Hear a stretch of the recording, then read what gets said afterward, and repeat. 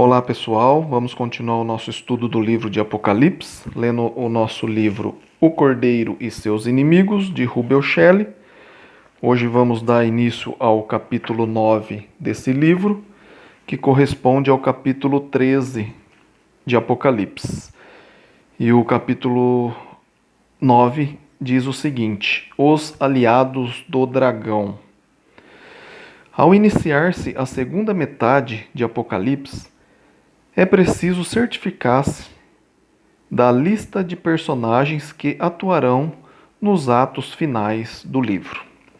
No capítulo anterior, identificamos a mulher, seu filho, o dragão e o restante dos filhos da mulher. Ao estudar o capítulo 12, descobrimos que a mulher representa Israel. No começo do capítulo, ela é a Israel na carne, prenhe de esperança messiânica. No fim do mesmo, é a Israel espiritual, sofrendo perseguição num ambiente de deserto. A criança nascida dela é Jesus, o Messias, que veio do ventre do judaísmo. O dragão, esperando para saltar sobre a criança e devorá-la, quando nasce, é Satanás. Quando esse plano foi frustrado pela intervenção de Deus, arrebatando o filho dela e levando-o para o céu, o dragão tentou invadir os portões da glória e derrotar o Cristo. Lançando do céu para a terra, o frustrado Satanás voltou toda a sua fúria para a mulher, a igreja, e seus outros filhos. Esses outros filhos são os homens e mulheres cristãos que Satanás tenta destruir um a um. Desde que não pode vencer a igreja, coletivamente, ele tentará destruir a fé individual dos cristãos, à medida que descobrir uma oportunidade para tentá-los e atormentá-los. No capítulo 13 de Apocalipse, devemos conhecer mais dois personagens importantes da nossa peça. Abre aspas. A besta que emerge do mar, fecha aspas. E a, abre aspas, besta que emerge da terra, fecha aspas, irão unir-se ao dragão, tornando-se seus aliados e lutando contra os discípulos de Deus. O dragão e as duas bestas irão combinar-se num trio ímpio que perseguirá os seguidores do Cordeiro. Subtítulo, vamos começar a falar. A besta que emerge do mar. Apocalipse 13, versículo 1, abre aspas. E, abre parênteses, o dragão, fecha parênteses, se pôs em pé sobre a areia do mar. Vi emergir do mar uma besta, que tinha 10 chifres e 7 cabeças, e sobre os chifres 10 diademas, e sobre as cabeças nomes de blasfêmia, fecha aspas. Apocalipse 13, 1. O mar sombrio e misterioso foi muitas vezes associado aos poderes malignos na antiguidade. O mar mencionado aqui é mais tarde chamado de, abre aspas, abismo, fecha aspas. Apocalipse 17, 8. Ambos os termos indicam a mesma coisa, apontando para a origem do mal. O dragão fica de pé na praia daquele mar medonho e aguarda o aparecimento de seu primeiro aliado. Um monstro amedrontador aparece e fica claro que a sua presença tem como objetivo ajudar Satanás em seus projetos perversos. Esta besta representa a Roma imperial, personificada por seus imperadores. As 7 cabeças são imperadores individuais de Roma, cuja identidade será discutida em mais detalhes em relação com o nosso estudo de Apocalipse, no capítulo 17, versículo de 9 e 10. No capítulo 12 desse livro. Os 10 chifres e seus diademas representam os vários reis vassalos de reinos sujeitos a Roma e através de quem o seu poder internacional foi exercido, conforme vamos ver em Apocalipse 17, 12. O nome ou nomes de blasfêmia nas cabeças desta besta indica os títulos divinos reivindicados pelos vários imperadores. Lembre-se, por exemplo, que Domiciano exigiu que seus súditos falassem dele como Dominus et Deus. Entre parênteses, Senhor e Deus. Fecha parênteses. Apocalipse 13, 2. Abre aspas. A besta que vi era semelhante a leopardo, com pés como de urso e boca como de leão. E deu-lhe o dragão o seu poder, o seu trono e grande autoridade. Fecha aspas. Esta besta tem poder ameaçador. Pense nos traços medonhos de um leopardo, urso e leão. Junte todos eles numa só criatura e o resultado é essa besta que emerge do mar. Note que ela obtém seu poder, trono e autoridade do dragão. É Satanás quem se oculta por trás de toda a oposição maligna à obra de Deus no mundo. Operando através de agentes humanos, ele procura impedir e destruir tudo o que é justo e santo. Neste caso, ele estava exercendo autoridade através dos imperadores ímpios que usavam o poder de Roma para perseguir e caçar os cristãos da época de João e depois desta. Satanás é quem promove, na verdade, toda mentira, toda obra imoral e toda oposição à justiça. Na situação atual em que os encontramos, tanto o cordeiro como o dragão agem através de agentes humanos exclusivamente. No primeiro século da era cristã, os anjos vinham à terra. Ocorriam possessões demoníacas e batalhas contra os poderes sobrenaturais. Abre parênteses, milagrosos, fecha parênteses. Eram travada entre os homens. Deus não está ressuscitando os mortos hoje e Satanás não está possuindo os indivíduos contra a vontade deles. Filmes como, abre aspas, O Exorcista, fecha aspas, ou o Homem, sem H, fecha aspas, e outros, assim como certos grupos religiosos, influenciam as pessoas, fazendo-as a crer que devem recear a invasão de sua personalidade por parte de Satanás. Mas a coisa é muito mais simples do que essas teorias nos levam a pensar. A batalha pela alma humana está sendo travada mediante agentes humanos e não através de anjos e demônios na Terra. Somos agentes de Deus na medida que amamos e praticamos a justiça. O indivíduo é um instrumento do diabo na medida em que segue o erro e pratica o pecado. Os imperadores de Roma não possuíam poderes sobrenaturais, embora declarassem ter tais poderes, como veremos mais adiante em Apocalipse. Eles se utilizavam da mentira, coação, força física, suborno e outros meios de sedução para envolver as pessoas nas quais profanam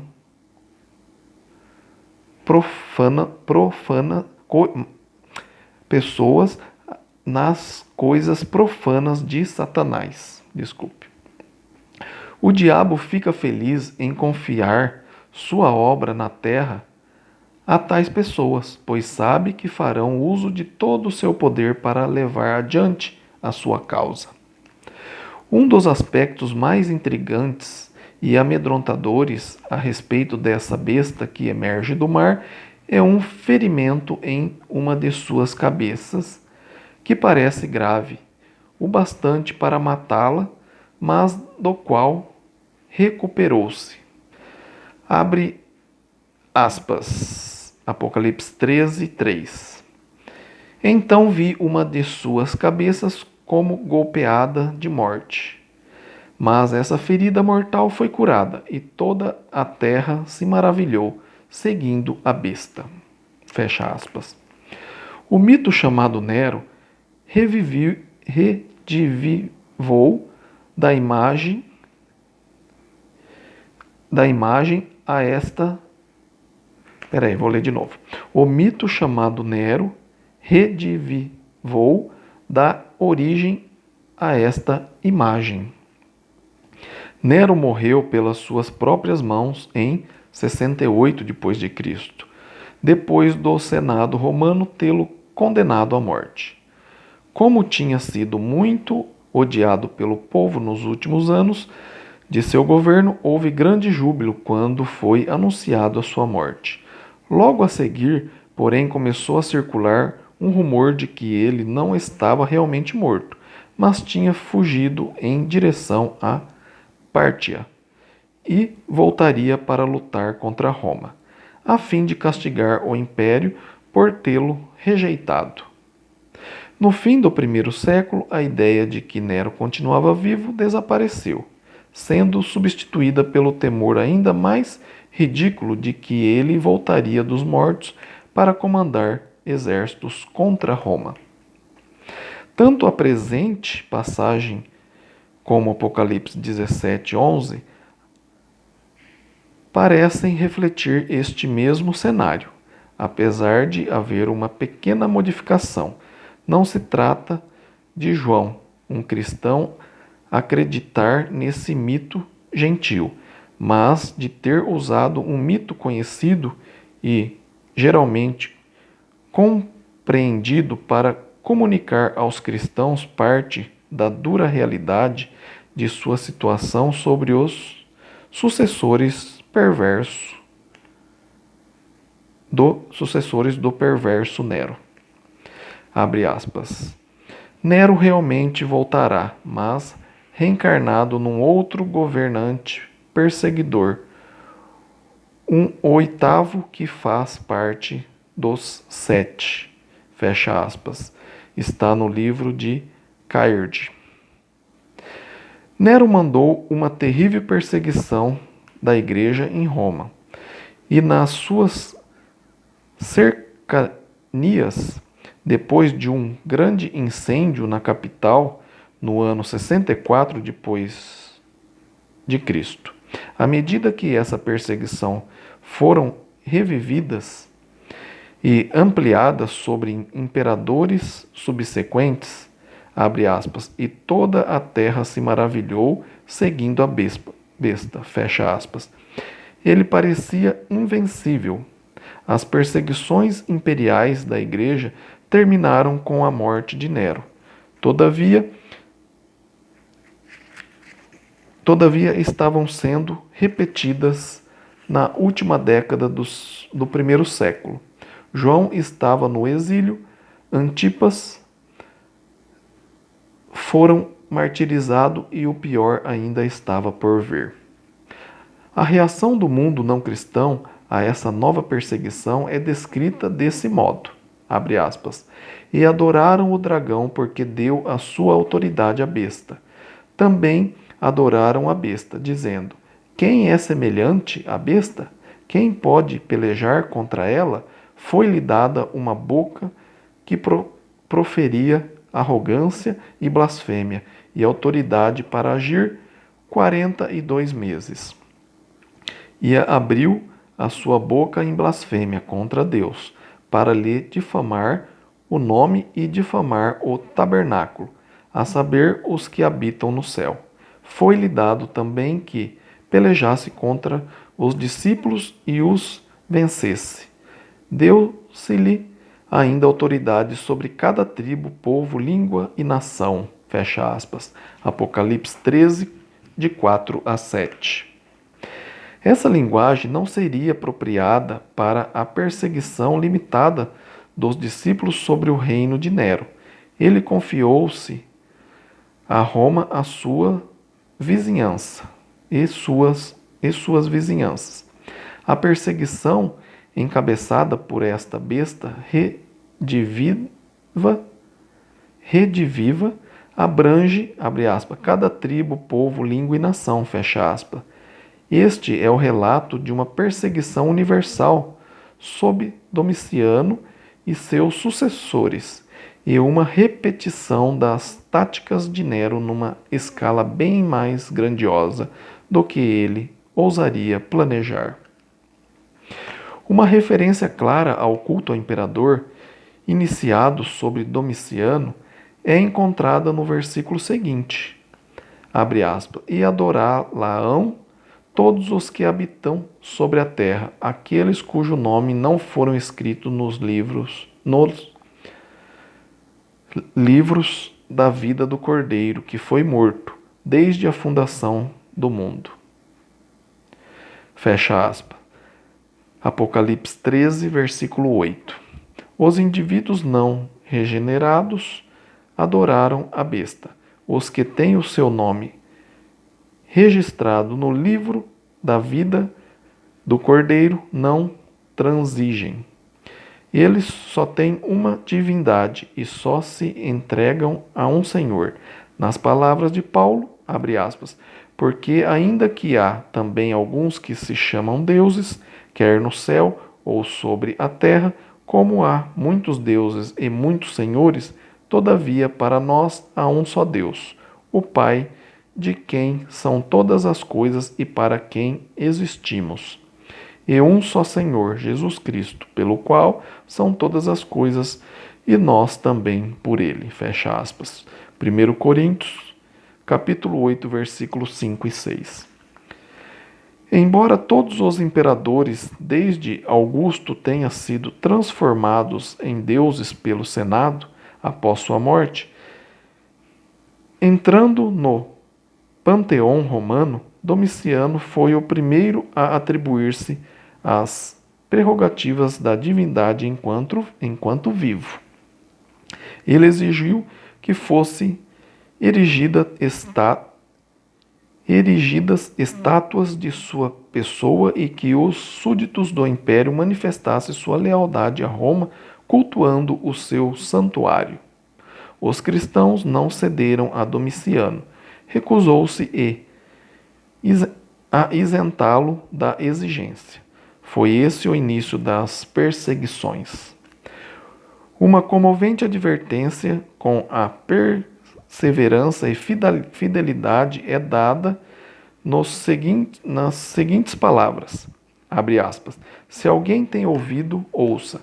Se alguém leva para cativeiro vá. Se alguém matar a espada, necessário é que seja morto a espada. Aqui está a perseverança e a fidelidade dos discípulos. Fecha aspas. Apocalipse 13, 9 e 10. Muitos cristãos sofreriam as mãos da besta e alguns iriam morrer. A promessa feita a esses discípulos perseguidos era no sentido de que a justiça de Deus triunfaria sobre a besta e seus aliados. Os que tiverem usado a espada nas perseguições sofrerão da mesma forma. Abre parênteses, serão mortos pela espada, fecha parênteses. O povo de Deus confia seu destino a ele e guarda a vingança divina de sua causa. Isso significa a sua paciência, abre parênteses, ou, mais corretamente, sua perseverança, fecha parênteses, e fé. Quão fiel cada cristão é ao seu Senhor? Quanto ele suporta por causa daquele que suportou a morte a favor de todos? Só em circunstâncias como essa, como uma besta medonha lançando sua fúria sobre o povo de Deus, é que qualquer um de nós pode saber. Pedro professou seu desejo de morrer com Cristo em lugar de negá-lo. Todavia, sua fé falhou na hora do teste. Os recipientes originais de Apocalipse haviam professado sua fé em Jesus. E eles estavam sendo agora advertidos que muitos teriam de provar essa fé, suportando pacientemente as dificuldades. Como se o dragão e a besta que emerge do mar não bastasse para lutar contra os discípulos, surge uma segunda besta, completando o trio de atormentadores. Obrigado por acompanhar a leitura. Depois a gente vai ler a besta que emerge da terra. Fiquem com Deus e até o próximo vídeo. Não esqueça de compartilhar esse vídeo para que mais pessoas aprendam sobre o livro de Apocalipse. Amém?